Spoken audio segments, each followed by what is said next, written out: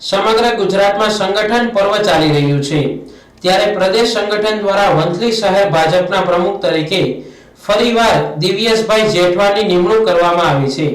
આ પહેલા પણ તેઓ એક ટર્મ માટે વંથલી શહેર ભાજપ પ્રમુખ તરીકે રહી ચૂક્યા હોય ત્યારે પ્રદેશ સંગઠન દ્વારા તેમની કામગીરી પર વિશ્વાસ મૂકી ફરી વંથલી શહેર ભાજપ પ્રમુખ તરીકેની જવાબદારી સોંપી છે।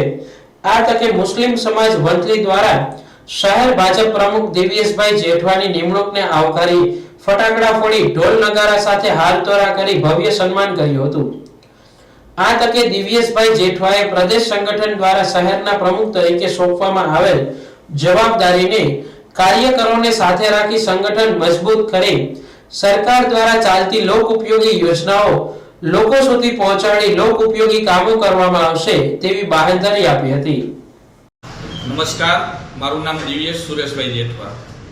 વંથલી શહેર ભારતીય જનતા પાર્ટીના પ્રમુખ તરીકે 2019 થી હું જવાબદારી નિભાવી રહ્યો છું।